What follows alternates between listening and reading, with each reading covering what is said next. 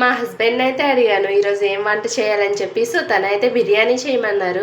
So నేను కూడా చాలా డేస్ నుంచి బిర్యానీ చేద్దామని అయితే అనుకుంటున్నాను. సో ఈరోజైతే కుదిరింది. సో తను కూడా ఎలాగో అడిగారని చెప్పి ఎప్పుడూ తినేలా కాకుండా ఈరోజు కొంచెం స్పెషల్గా అయితే డబల్ మసాలా వేసి దమ్ బిర్యానీ అయితే చేశాను. సో ప్రాసెస్ అయితే చాలా సింపుల్. మా హస్బెండ్ అయితే ఎప్పుడు అది చెయ్యు ఇది చెయ్యి అని అయితే ఎప్పుడు నాకు అనరు. సో నేను ఎప్పుడైనా అడిగితేనే చెప్తారనమాట.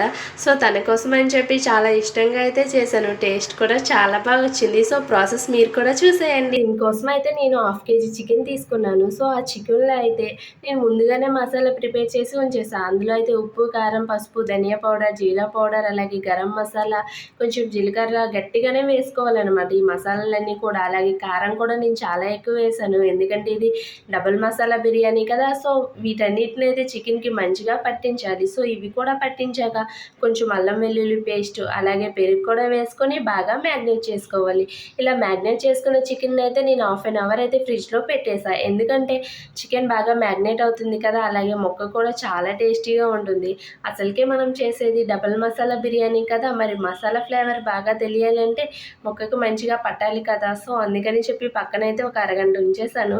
సో చికెన్ అయితే ఇలాగా మ్యాగ్నేట్ అవుతుంది కదా. సో తర్వాత ఒక బౌల్ తీసుకొని అందులో అయితే ఆనియన్, పచ్చిమిర్చి, హోల్ గరం మసాలా, అలాగే అల్లం వెల్లుల్లి, కరివేపాకు, కొత్తిమీర అన్నీ కూడా వేసుకొని మంచిగా ఫ్రై చేసుకోవాలి.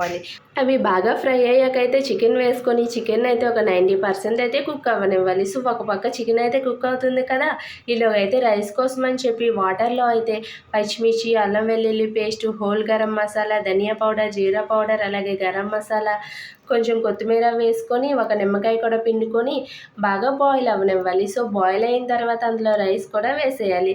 సో ఈలోగా రైస్ అయితే 90% కుక్ అయిపోతుంది, అలాగే చికెన్ కూడా కుక్ అయిపోతుంది కదా. సో ఇంకా వాటిని అయితే లేయర్గా వేసుకొని మధ్య మధ్యలో ఫ్రైడ్ ఆనియన్స్, కొత్తిమీర, అలాగే నెయ్యి కూడా వేసుకొని దమ్ పెట్టేయడమే. సో దమ్ అయితే ఒక 30 మినిట్స్ అయితే పెట్టాను నేను. లో ఫ్లేమ్లో పెట్టాను, లేదంటే అడుగు మాడిపోతుందేమో అని చెప్పి. కానీ అడుగు మాత్రం మాడలేదు, చాలా బాగా వచ్చింది. సో మా హస్బెండ్కి అయితే చాలా బాగా నచ్చిందనమాట. టేస్ట్ అయితే చాలా, ఒక్కసారి అయితే ఈ ప్రాసెస్లో ట్రై చేయండి, మీకైతే చాలా బాగా నచ్చుతుంది. అలాగే టేస్ట్ కూడా చాలా బాగా వస్తుంది. సో నేనైతే ఆనియన్స్, లెమన్ పెట్టుకొని అయితే తిన్నాను. అబ్బబ్బా టేస్ట్ అయితే అదిరిపోయిందనమాట. చికెన్ గ్రేవీ రైతా అయితే చేశాను, కానీ నేనైతే నార్మల్గానే తినేసాను. అంత బాగుంది, వాటిని అసలు యూజే చేయలేదు.